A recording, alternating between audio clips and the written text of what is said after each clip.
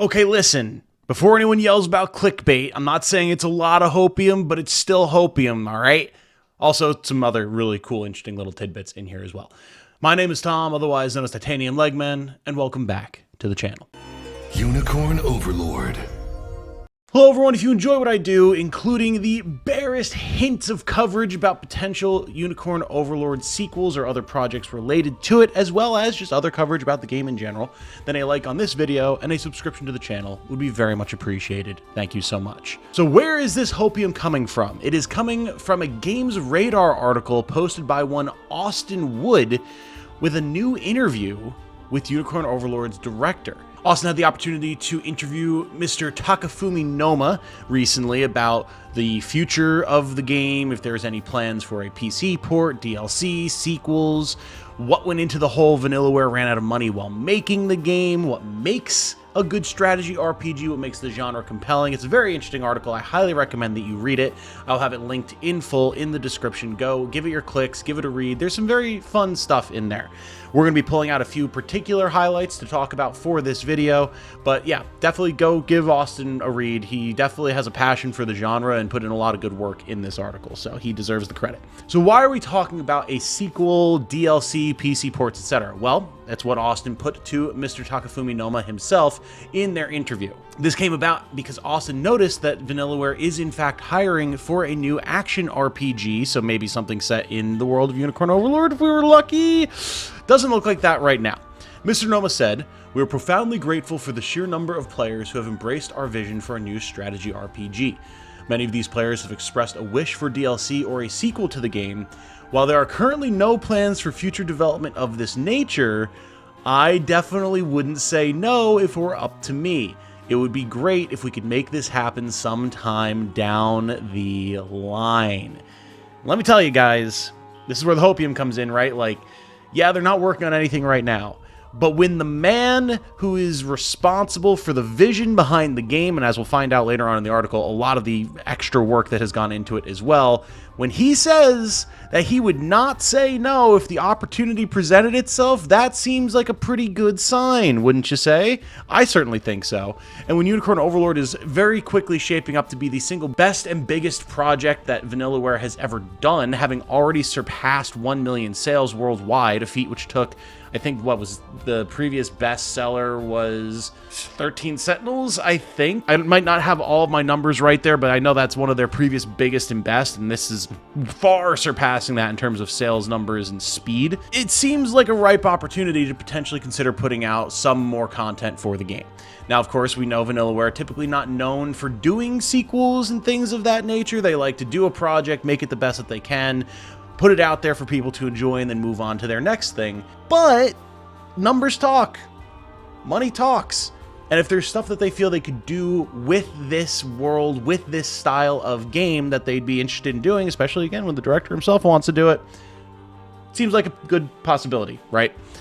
Moving on to the idea of a PC port, I know this is one of the things that people have been clamoring for the most, and I totally understand why. I would love to have a PC port of Unicorn Overlord as well.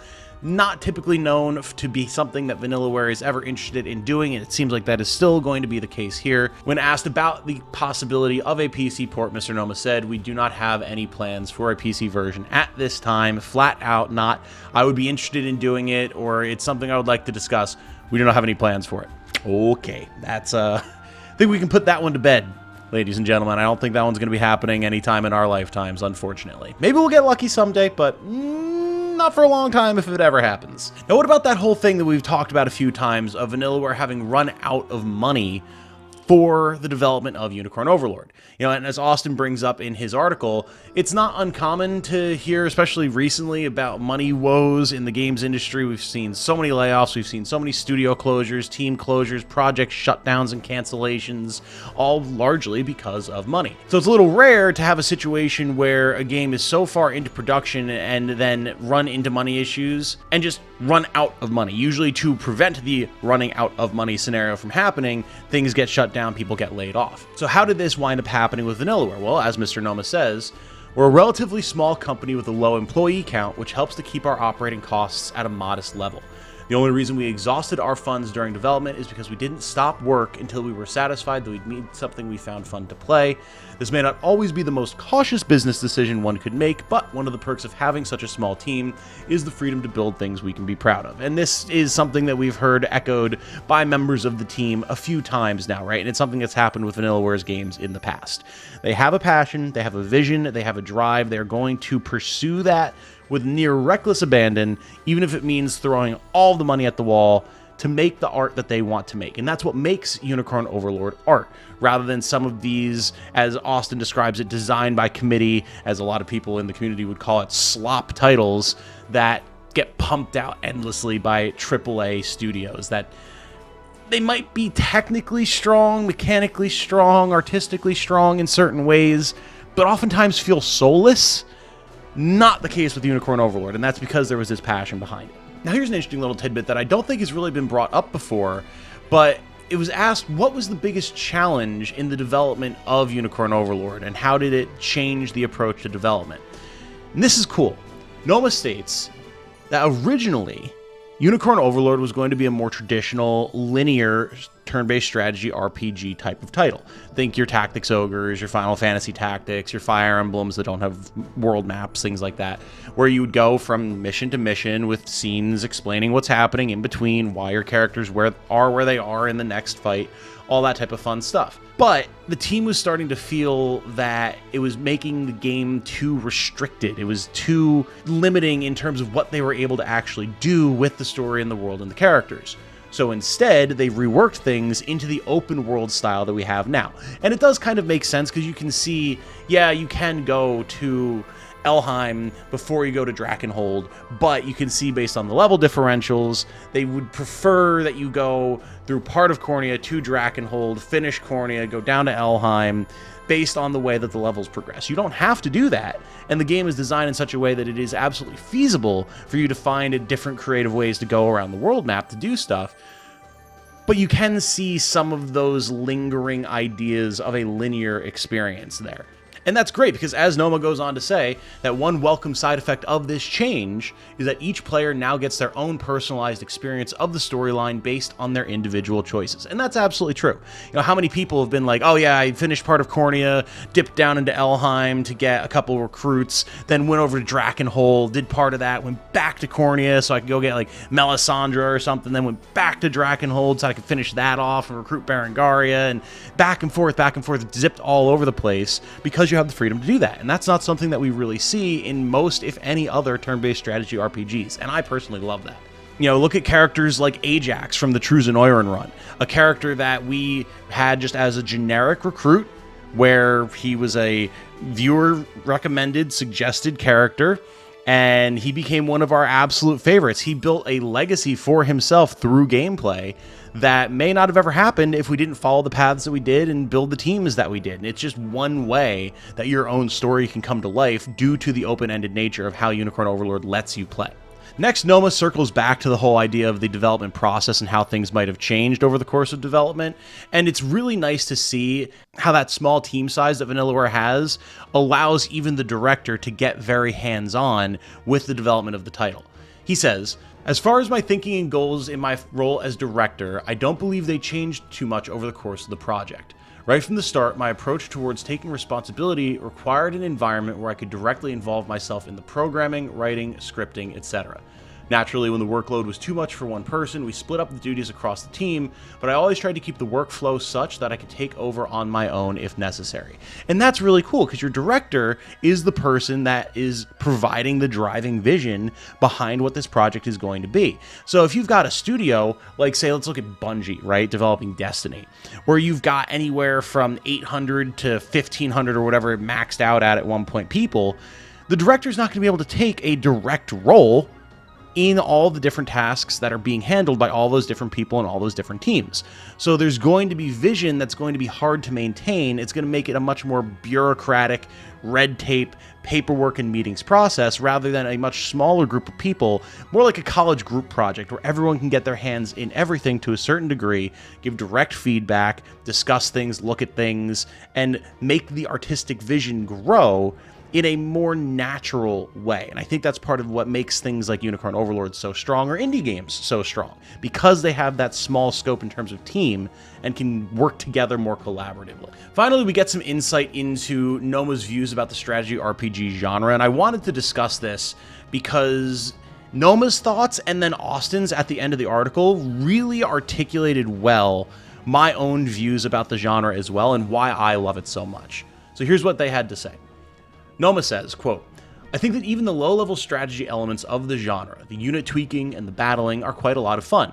But to me, the true joy of strategy RPG as a genre comes from sprinkling in those broader RPG elements.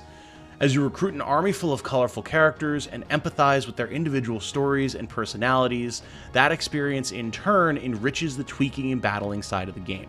The two genres complement each other particularly well. That's also part of the reason we allowed players to select just about any character as a partner to take with them to the final battle. We wanted each player to feel like they were getting a special story written just for them. It's true, the sheer number of variables, characters, classes, equipment, skills could be intimidating, but we tried to mitigate the pain of trial and error by giving players the exact damage calculations ahead of time and allowing them to skip or fast forward through battles. I like to think we achieved our goal of a fun, low-stress strategy experience." So there's two major aspects of that I want to get into. First, that idea of giving the mechanics the ability to help guide the story that is developing for you as a player. And that's what I was just kind of talking about with the idea of Ajax, right? Or any of our other characters that really, even though they were generics, came to be our characters as a community-driven event as part of both campaigns that we did here on the channel. Like, we were able to craft relationships and different play styles between different characters, give reasons why maybe one Griffin Master was more focused on speed and accuracy and one on pure damage, or what the relationship between this fighter and this angel was, or different things like that were in part driven by how different stats made things play out. That is kind of equivalent to how tabletop RPGs a lot of times work. Like, how many times if you're playing something like D&D, does some random roll of the dice make some catastrophic event happen, and then the story builds around that? It's not as easy to do that in a more coded nature with video games, but strategy RPGs can kind of lean into that a little bit more, especially when you have a free-form, open-world, custom character experience like in Unicorn Overlord. The second part of this quote that I do want to talk about is the idea of making the number of variables less intimidating for players by giving you things like the full damage calculations and battle results before you even engage in the fight, so you can try and tweak things ahead of time. That's one of the pieces of criticism that I've seen come out from a lot of really diehard strategy RPG fans in the kind of post-honeymoon period, the last few months since Unicorn Overlord has kind of died down in online interest. People have had time to digest it. A lot of people have said, like, well, they messed up by giving you all that information right off the bat. They shouldn't have allowed you to know everything, and it would have made for more risk and more interesting, engaging gameplay. But that's coming from the perspective of people who've really cut our teeth on strategy RPGs and everything in the genre. Obviously, that was not the artistic vision here of Noma and the team. They wanted to let players craft their experience and have the sort of overview, team-building, macro experience be the most important strategic factor. So that way when you get into a battle, you can see how the team-building experience that you've gone through is going to allow you to engage in strategic fights. It makes for a less stressful experience, and I would say, yes, a more casual experience, but it definitely facilitates people who maybe have never played a strategy RPG before, whether that be long-standing Vanillaware fans, or people who just heard about Unicorn Overlord due to the hype around it and decided to check it out, or people who just thought it looked really beautiful because of the art style and wanted to pick it up, but might otherwise get turned off by all the fiddly numbers in strategy RPGs. This helps people get around that, and I think that makes it a really strong entry point, and also puts the focus on that developing story that makes for such fun campaign experiences. Yeah, you know, maybe if you're a hardcore stats grinder like I am, or a lot of you are, you might not be able to get as much out of it, but There's no reason that the next title that Vanillaware does, if it is also a strategy RPG, can't get a little bit more bogged down and stuck into the weeds of all those types of fun fiddly numbers that we all enjoy. For a first entry, I think it was a very strong choice. Finally, I want to highlight here Austin's overall take on Noma's perspective with strategy RPGs, because I really love what he said. I'm going to read it here verbatim. And again, go give the article some clicks. I know I've been reading a lot of it here, but I resonate with it and I wanted to talk about it. Austin says, "I've repeatedly struggled to articulate the excessive love I have for Unicorn Overlord. Noma's assessment of the whole strategy RPG genre is a useful springboard, and I will gladly steal it. It's a matter of verbs. I read a lot and I game a lot, and I generally think of books and games as passive and active experiences respectively. It's absorbing versus doing, experiencing versus participating, performance versus play. Often I'm in the mood for one but not the other, yet Unicorn Overlord is, not uniquely, but exceptionally, both a joy to experience and a treat to play. And that is how I feel about strategy RPGs in general." We'll finish the rest of the quote here in a second, but there's a reason that I've always come back to Fire Emblem, to Final Fantasy Tactics, to Tactics Ogre, now to Unicorn Overlord, and to plenty of other games in the genre as well. It's not just a getting bogged down in the weeds, crunching the numbers, min-maxing things experience that a lot of people go to them for. It's the world, it's the characters, it's crafting stories. It's essentially playing a single-player game of D&D in my head as I play this game with a framework of a story and a world and music and visuals and mechanics that I love. It's a place of comfort and something that I can go to as a just casual, fun experience. Austin continues, "Its mechanics are so independently ironclad, thematically consistent, and narratively impactful that playing inspires the performance and vice versa. It's in the ambushes, the hasty retreats, the risky gambits, the characters that make great units, and the units that become great characters. It is characterization weaponized, storytelling rendered down to Lego bricks. It's a constant jump from the audience to the stage, directorial, but under the hood, overridingly strategic and structured." And that is exactly it. I have, in my own way, articulated why I love Unicorn Overlord and strategy RPGs plenty of times in the past. I think I did a fine job of it.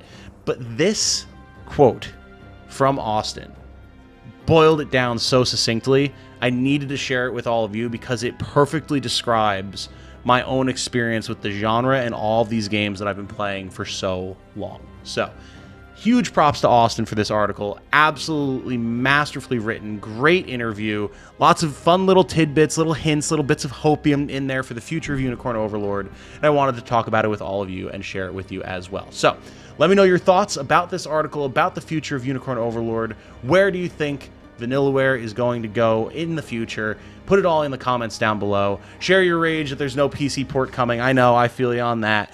And overall, just let me know your thoughts about strategy RPGs, because obviously it's the big thing that we do around here, and I'd like to know where each of you comes from in your love of the genre.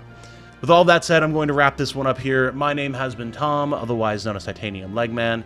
Thank you all so much for watching. I hope you all have a good night. Stay safe and healthy out there, and remember, be good to each other. Bye now.